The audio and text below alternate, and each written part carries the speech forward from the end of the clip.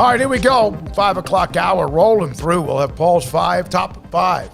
Excuse me, Jack. Top five at 5:55. Joined by John Machota, who is very patient with us today to be on the show a little bit later than normal. John, you have done so many different stories during the offseason. Obviously, who's the most important, who's the most, irreplaceable, whatever else. Let's start with, other than Dak,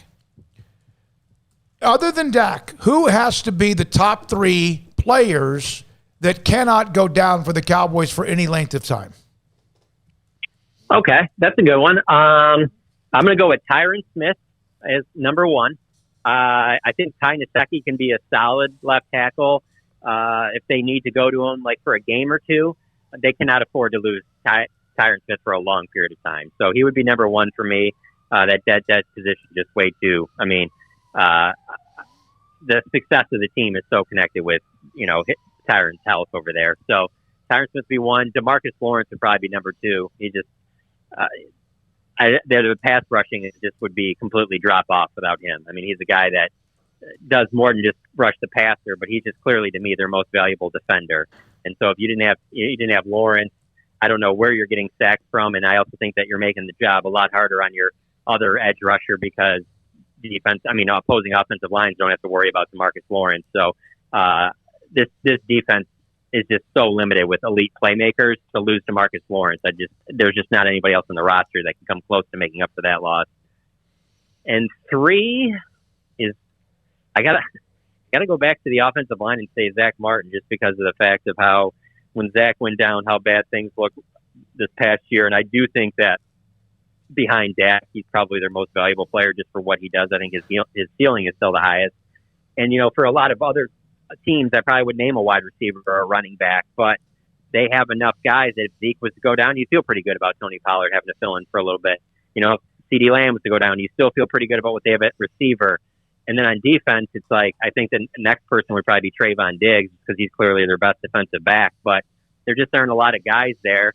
And then at linebacker, even if Leighton Vander Esch goes down, you've done a good job this offseason of kind of replenishing the players there to where it's now a really deep position. So, I'll go Tyron Smith, Marcus Lawrence, and Zach Martin. If all 11 draft picks make the team, is that a good thing or a bad thing? I would say it really doesn't matter either way. I'll tell you why in a second. But I guess we'll say it's a bad thing, because if that means that just some of these guys at the bottom there, if they're making it the team, then they're making over some solid veteran players that you think would be better than they are to just be replaced like that. But I guess the reason why I don't know that it really matters, because the coaching staff obviously drafted these guys for a reason, or at least had a say in drafting these guys for a reason. So they have to like these players. So it says more about, and when I say that, I guess I should point out that the reason I'm saying is because it's such a heavy defensive draft. And so the defensive coaching staff had a big say in this. That's why you've seen such a change in the type of player they were looking for, and getting these long players, whether it be defensive backs or defensive linemen. So I guess it wouldn't really surprise me if all 11 make it. But it just says a lot about the depth on your team if you're keeping 11 draft picks. So it probably isn't a great thing for the rest of your roster. But then again, it just says a lot about what the defensive coaching staff thinks about what they need to do and the type of players that they need to have out there, and how different it needs to be from, the way it's been the last few years. So when Zeke first got into the league, it feels like we couldn't go a day without some headline involving him, whether it was because of what he was doing off the field or what he was doing on the field when he was just tearing up the NFL. It's been a kind of a different last couple years for him, and been, quite frankly, John, like really quiet. Does it feel like the calm before the storm type of a sense with Zeke in the upcoming season, or is just more of a question mark, you suppose? Are you talking about on the field or off the field? Yeah, on the field. Sorry, on the field. Yeah, because I was like, let's not get into off the field. I don't want to jinx I don't want to jinx anything right now. No, it is interesting. I would say, because on the field with Ezekiel Elliott, it's I don't know. He just hasn't looked as explosive these last couple of years, and so he's seemed very workmanlike in his work that we got to see during OTAs and minicamp, and it certainly seems from afar that it looks like a very motivated player. So that should be a good thing. The thing with Ezekiel Elliott on this team, to me, that I find so interesting is it just goes back to that 2016 draft, and to have the season they had in 2016, you needed Zeke to be what he was, which is amazing. Obviously, getting the rushing title, and there was a lot of early comparisons there to what Emmitt Smith did for the early 90s Cowboys teams, and then also in 2016, Dak Prescott, and both those guys were finalists for Offensive Rookie of the Year. Dak ends up getting it, but at that time, it still was like this team is built around Zeke. To have success, it has to be what Zeke does. And here we are going into the 2021 season, and it's completely flipped. That it's like Zeke is now number 2. This team is built all around Dak. It's all about what Dak does, and this team could still have success if Ezekiel Elliott doesn't have 1,200, 1,300 yards, 14, 15, 1,600 yard season, like you really thought that they were going to need back in like 16, even before that, when you have DeMarco Murray going for his single season Cowboys record. So it's interesting the way it's changed, because this is clearly a Dak. Dak is number 1, and Zeke has moved down to number 2. But with all of that being said, if you can say that Zeke's going to come out of the gates and have some 1,400 yard season, being up for the rushing title, I find it hard to believe that the team isn't having a lot of success if that happens. I mean, if the running game's going well, that usually means that there's a lot of wins coming your way. And so, while I think it's important for Ezekiel Elliott to be successful and have a good year, and I think he's in position to do that, it seems like he's in some of the best shape he's been in several years. I don't think it is as needed as it has been in the past. I saw on June the 21st, the Vote Here 2021 Dallas Cowboys fan survey on theathletic.com. John Machota, theathletic.com, covers the Cowboys like a blanket. I know it's no longer up. I'm disappointed. I was neglected. I did not get on there in time, but I'm not a Cowboys fan, so I shouldn't be on there. Was there anything in particular, an answer to one of the questions that maybe surprised you? I know there's a lot of questions and a lot of answers, but just curious, just based on what you may have seen so far. Yeah, so I'm breaking it down right now. I wouldn't say that there's very many things that really surprised me. I mean, most underrated, most overrated player are like all over the map. Those are always the most interesting to me because of the fact that it's a write-in vote. So it's like, it's interesting, I would say, that they're not, even though he's not going to come close to getting the most votes, that there are several people that are voting for Dak as overrated. I found that kind of interesting, because to me, I thought, like, if you told me going into that, like, who do you think will probably be like the top voter getters for overrated? Number 1, I'd say Jalen Smith, because he was the guy last year that I got the most votes, and then Ezekiel Elliott because of what he's paid, DeMarcus Lawrence because of what he's paid, guys like that.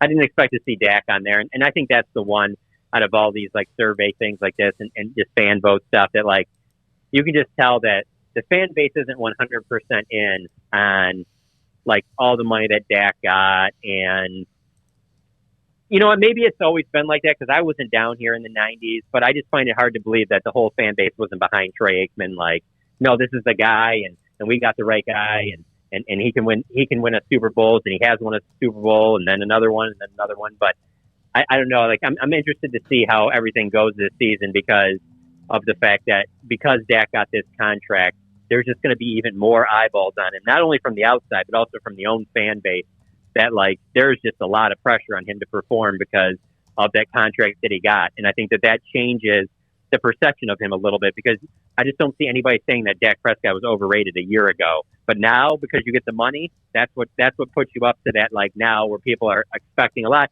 And let's be honest, most players, when they get that big contract, they generally don't play up to it. I mean, that's how it is. And it's probably not just the NFL. It's probably most sports leagues. But, you know, I mean, would anybody sit here and say that, oh, yeah, they've gotten every penny's worth out of DeMarcus Lawrence or Jalen Smith or Ezekiel Elliott? You know, like, it generally doesn't happen. But with Dak being the quarterback of the Dallas Cowboys, the expectations are just so high for him. And I think he won't have a problem handling it just from my team being around him. But it's really going to be turned up this year more than it was a year ago. John, how much of the Venn diagram would be filled up if you put bitter Tony Romo fans and people who don't believe in Dak together? Is that kind of the same thing? Like, there's a lot of people who feel like Tony Romo was rousted out way too soon, even though he went right to television right after, and that was a pretty clear indicator he didn't want to or couldn't play anymore physically. But there's still this kind of residual, if only Tony Romo had been here thing. Absolutely. I completely agree with that. The only thing I will say is on that diagram, every year that group becomes less and less, I feel. Mm-hmm. I think that Dak, if he had not, let's say he would have taken something that looked a little bit more team friendly. Let's say he signed for $37 million a year or something like that instead of 40. I think that then there'd be more people on his side. It's the fact that he's, right under Patrick Mahomes, that it's kind of like, well, we haven't even done anything. We haven't even gotten to an NFC Championship game. We're not even back to the Super Bowl. This is a franchise supposed to be getting the Super Bowl. We haven't been to the Super Bowl in 25 years. Like, this guy's going to be the highest paid player in franchise history. I think that fans look at it that way as opposed to how they should look at it. And it's like, well, no, he's a top 10 quarterback. And if you have a top 10 quarterback, you're going to have to pay him like this, And you know what? One thing is that I do think will help those people, I think, come to a little bit more of reality is that, this is the time of year where you could start seeing maybe a Baker Mayfield deal get done, a Lamar Jackson deal get done, a Josh Allen deal get done, that will then, if you get all three of those contracts done, then Dak's automatically starts dropping down because it ain't going to be number 2 behind Mahomes anymore because those guys are going to get up there. So I think that helps him a lot. So just to answer your question, I think it's the Rumble thing. I think people are starting to make peace with it because enough time has passed. But now I think that they move from that to they jump into the contract thing. It's like, we paid that guy all that money. We never paid this guy all that money in that. Now he better be able to carry this team, even if there are some injuries and stuff. And I just think that and when I say this, I'm not speaking I think this is 50-50 in the fan base. We're talking about the minority. It's way less than 50%. It's probably 10, 20% or something like that. I mean, but it just, you definitely hear from those people. That's for sure. But I think the Rumble thing, as we go every year that goes by, I think people are starting to come to their senses that, it was time to move on. That's the social media funhouse. It seems like everybody's saying it when it's really a fraction of the people actually saying it across the board. John, with the news that the Combine after next year in Indianapolis will start to look at moving around all of the NFL draft, the way they've done that the last few years, pretty strong bet that the Star or Cowboys facilities could be interested in hosting the Combine one day? Yeah, absolutely. I will say we didn't go this past year, but the previous 3 or 4 years when I was in Indy for the Combine, there were all kinds of, just talk amongst people that they were looking at their other possibilities, especially with it being February. It's generally cold in Indianapolis, and so the city that you always would hear is LA. People would always talk about, they're eventually going to move this thing to Southern California. It's going to be moved out to California, blah, blah, blah. You'd always hear that over and over again.